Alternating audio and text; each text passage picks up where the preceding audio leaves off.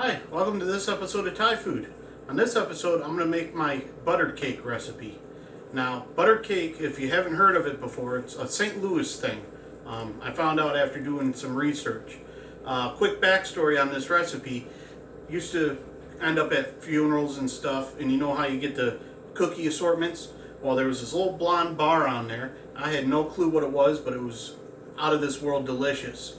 And it took me a while and a lot of research to figure out that it was butter cake. And I did some more research and I formulated my own recipe, and that's what I'm going to showcase here today for you. We're going to start off by preheating our oven to 350. So I'm going to go ahead and do that here. As soon as it picks up, there we go. Alright, so I got the oven preheating to 350. Always want to check the oven around here. Make sure there's nothing extra in there that you don't want to heat up. Then we're going to take one stick of butter. Now I've got the butter at room temperature. It makes it easier to melt it for the first half here. For the second half, you don't want it melted. You just want it room temperature. So the first half, I'm going to go ahead and put that in there and get some extra off. I want to make sure I got the full amount. So the reason they call it butter cake is because you end up using 2 full sticks of butter in this. So we're going to throw this in the microwave real quick and melt it. You don't want to over melt it, but about 30 seconds ought to do it. And while that's melting, you want a 13 by 9 pan. I've got a disposable one here. I'm going to give this a quick spray. More worried about the sides sticking than anything, but just want to give that a quick spray, make it easier to release. I'm using a disposable pan because we're actually taking this to the school for the teachers. They're having a little baking thing for the teachers. All the parents are bringing something. So we got a request for this from somebody who's actually had it. I figured, well, since I got a request and I'm doing it, I might as well turn it into a video. Alright, so that's mostly melted. It's not melted all the way, but it's melted enough for what we're doing. And you want 1 box of cake mix. And I make sure I get the Golden Butter Recipe cake mix. And this is Butter Golden by Duncan Hines. Basically, you want the cake mix that calls for butter. Don't ask me why, I just do it that way. I can't remember if I saw a recipe online when I was looking and that's why I did that, but I've always liked the butter recipe cake mixes anyways. Something about having butter in the cake mix, in my opinion. So we're just going to open that up and the whole thing goes right in. But whatever you do, do not follow the directions on the box. You don't want to prepare it that way, it'll be wrong. At least for this recipe. Okay, so we are all set with that. Okay, next we're going to use 1 egg room temperature. And I almost messed up here. I'm going to crack it into a measuring cup. Just in case we end up with some shells in there, I can get them out before they go into the recipe. It's always a good practice. I don't always do it, but it's a good practice. Confidence, right? That looks pretty good. I don't see any shells. Okay, so 1 egg into there. And we're going to do 2 teaspoons. Let me rinse the egg off my hand real quick.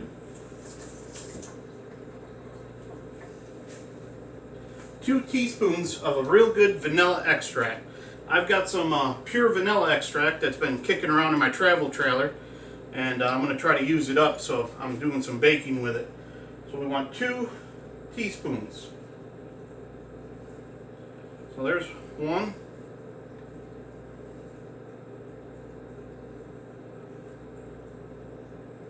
And there's 2. And this is just to help fortify some of the vanilla flavoring in the crust, because that's actually what this is going to turn into. It's going to be a bit of a crust. Alright, and that's all we're doing for the bottom portion of the crust. Now we're going to mix it up, and you'll see it's going to be kind of thick.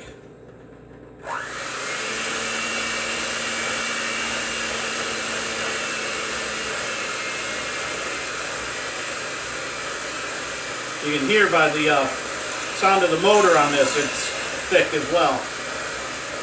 So we want to give this a nice, good mix.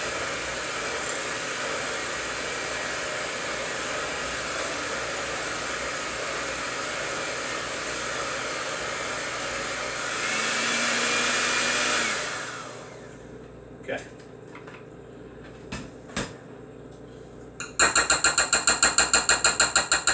Try to get as much of this off the paddles as I can. I'm going to rinse these paddles off and reuse them anyways for the filling.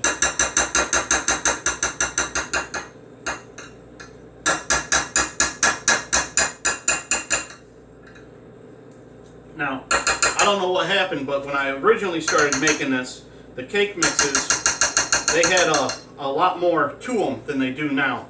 For some reason, they lightened the load of the cake mix, so it's not as much cake mix as there was in there. But that's alright. The recipe still works for me. Just a smaller box of cake mix is all. Now, I could probably alter my recipe and add some flour to this if I wanted to get it back to where it's closer to what it's supposed to be like, but I'm not going to worry too much about it. I'm just going to roll with it. So, we're going to take and empty this crust portion into our pan here and spread it out.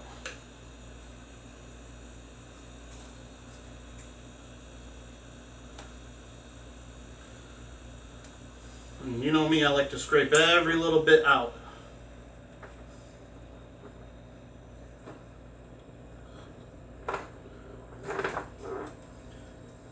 Like I said, I'm going to reuse this for the filling, so if I leave a little bit in here, it's not going to be any big deal. I want to get the majority of it out. And you want to spread this evenly in the pan. And with the full stick of butter in there, it does help it to release off the bottom, but I sprayed it anyways to try to help with that. But like I said, I was more worried about it releasing from the sides of the pan than anything.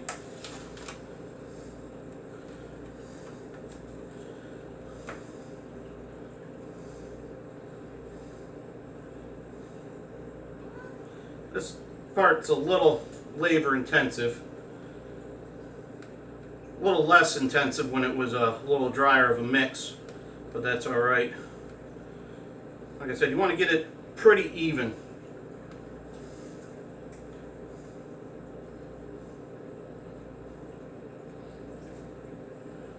I'm going to bring it a little closer so it's easier for me to work on. I'm being a little picky about it here, but I strive for perfection sometimes.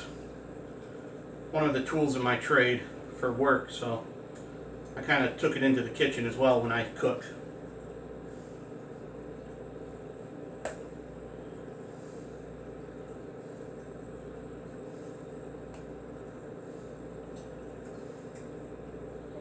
Like I said, I just want to make sure I get every little bit I can. And it doesn't quite shake like a cake either, but you know what? Nobody's going to see that little bit. Let me rinse my hand real quick here. This is a fairly quick recipe to prepare. Really not that labor intensive. Other than, you know, letting everything come to room temperature, that seems to take the longest. I'm just going to stick these back in here because, like I said, I'm going to use these for the filling anyways. So it's not going to hurt to have that little bit on there. There we go, that's clicked in. Now I can rinse my hands again.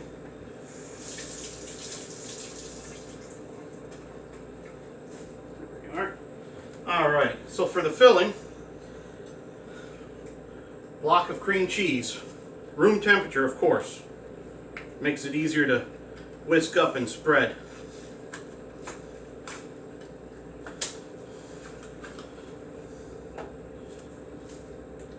So I'm going to get this open here. And there's our oven ready to go. Almost on time.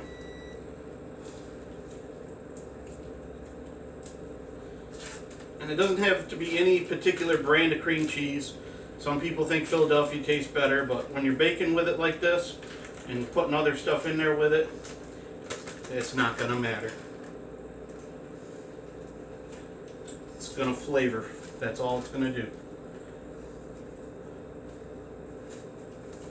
Get this butter wrapper out of my way here.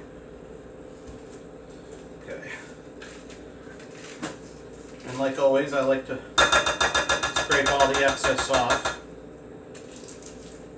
Make sure I get all that flavor in there.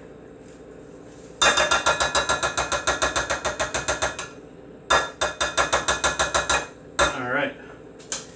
And I'm going to go ahead and add the vanilla. It's going to be 2 full tablespoons of vanilla. Yes, I said full tablespoons. This is where it gets a real good vanilla flavor from. And with the amount of sugar that's in this, it'll taste real good. Well, there we go. 2 tablespoons of vanilla.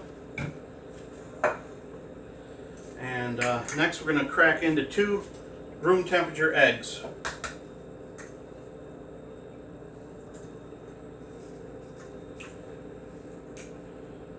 I'm just using my trusty measuring cup and making sure there's no shells in there.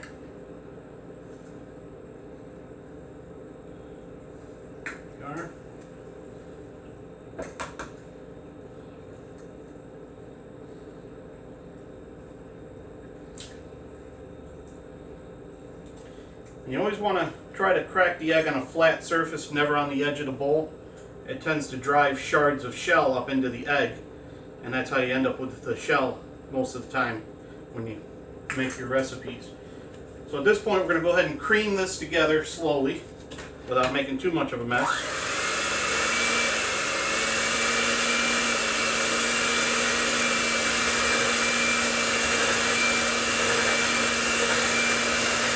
You just kind of want to break up all the lumps of the cream cheese and get this all developed up nicely.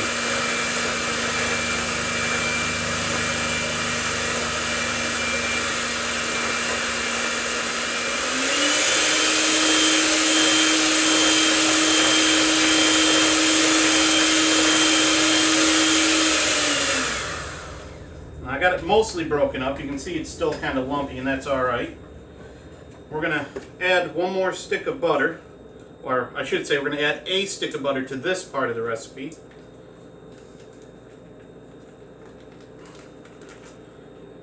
Got a cat stretching in the corner if you can see it. Apparently he's just out of view of the camera.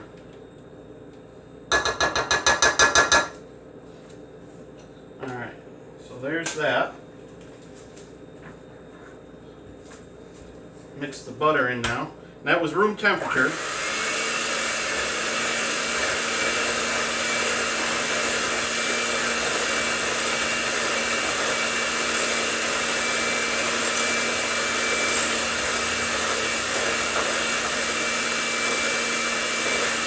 Alright, and we're going to mix this more once we add the powdered sugar in. Slide this over out of the way here. Now here's the crucial part. You're going to want to get yourself one of these scales. This one does up to like 11 pounds or something like that. And I got a bowl right here I'm going to put on it. I always put my bowl on that I'm going to use to measure before I turn it on, and it automatically accepts the weight of the bowl and it zeroes it out. Otherwise I have to put it on there, hit the tare function. You could do it either way. I just find it quicker to do this. We're going to do exactly 12 ounces of powdered sugar. And yes, I do mean you have to measure it out and weigh it to be exactly 12 ounces. Because I tried it with more sugar, 16 ounces to be exact, and it was way too sweet. It was like eating spoonfuls of sugar with flavoring. Not that it wasn't good, I mean it was good if you like sugar, but 12 ounces was more about the sweetness I wanted. It's sweet without being overbearing. So, I got a scale and I exactly measure it out. Because 16 ounces was just way too much. I mean, 16 ounces is half of one of these packages. There we go. 12 ounces. These come in 2-pound packages, so you can imagine that's quite a bit of sugar. And the powdered sugar just gives it more of a silkiness on your tongue. You know, kind of like your cheesecake does when you make it. Sounds like we got plenty of ice ready right now, although I don't need it for this recipe.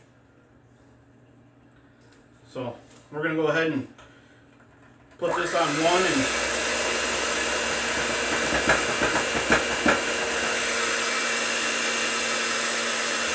just start mixing it in.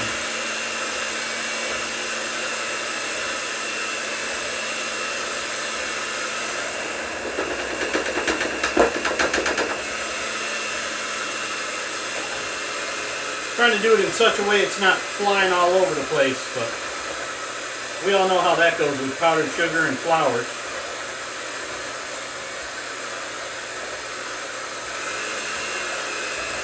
So you can see it thickened up quite a bit here.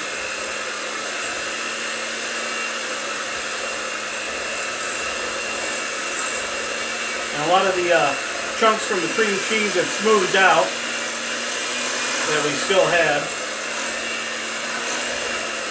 Now we're going to crank this up a little higher and get a little bit of air in this.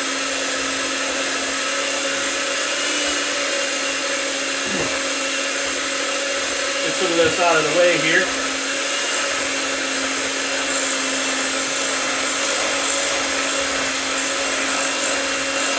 I'm just looking at the side of my mixing glass as I mix here. Trying to make sure I get it all fully incorporated, you know.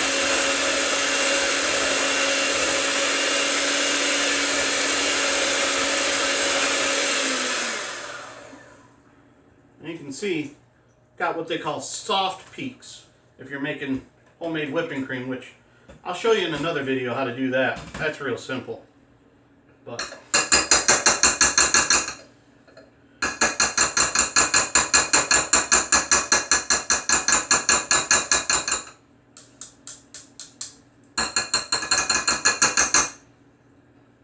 try to get as much off as I can. Now here's the best part, you get to sample it.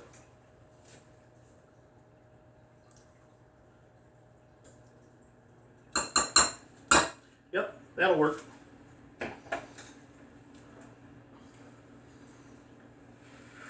Now we're just going to add it on.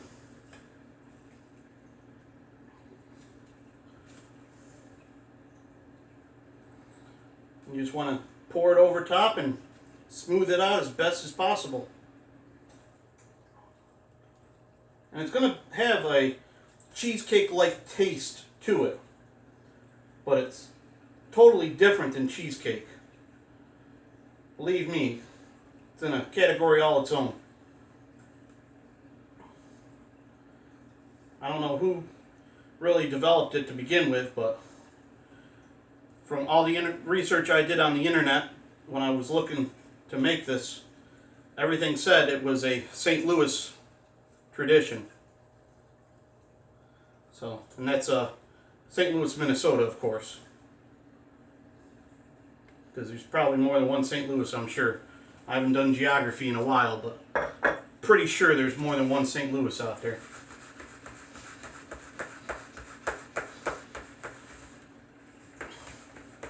You can see it kind of, you know, you can get this to kind of smooth out on its own for the most part just by shaking it.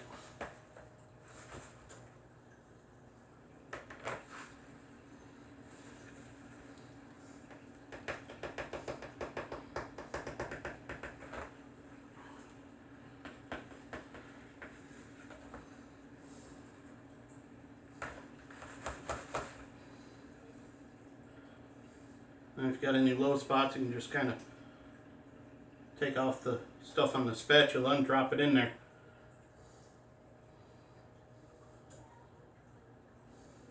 Just like so.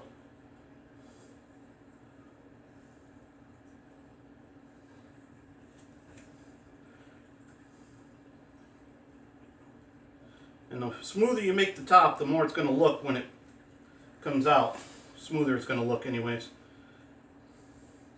So any design you want to do here at this point, you can pretty much do it, and it's going to hold its shape while it's in the oven. Me, I just kind of want to make sure it's all even.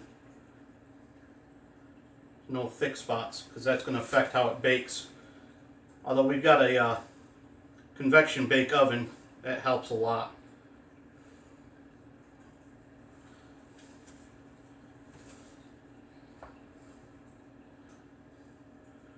Like I said, you can just drop this excess into a spot and smooth it out real quick, and good enough. There we go. I'm going to rinse my fingers real quick here, and we'll get it into the oven.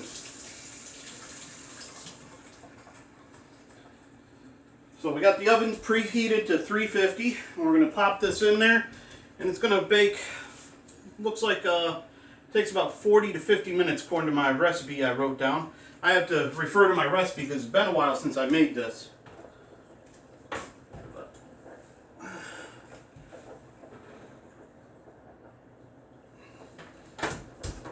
So I'm going to set my timer for 35 minutes and then we'll check it.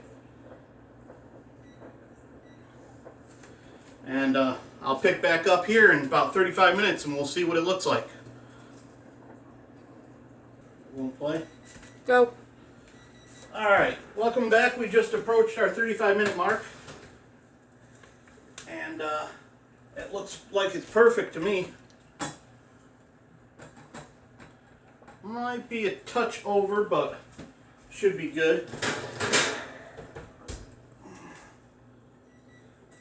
Get the oven turned off here. Let me grab a toothpick and I can check it real quick. The easiest way to check a cake is with a toothpick in a few spots. Oh yeah, it's still a little gooey in the center. I don't know if you probably can't see it sticking to the toothpick, but I've got a little gooiness stuck to the toothpick, and that's right where you want it. You still want it to be a little gooey in the center, not fully cooked.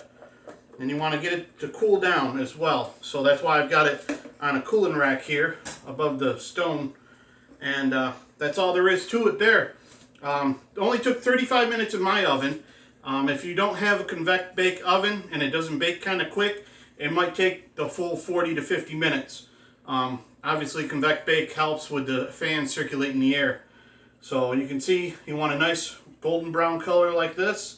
And this will actually, as it cools, it'll sink back down, just like a cheesecake will, for the most part, and become kind of like a bar-like cake. And it'll be perfect and delicious, I guarantee it. Give it a try, let me know. Check out my Facebook page, Thai Food. Feel free to subscribe to my Thai Food channel on YouTube. Sorry, I got a little tongue-tied there. There's a little bell icon. If you click the bell icon, it notifies you when I upload a new video. I'm also on Instagram and Twitter. Check me out. Thanks.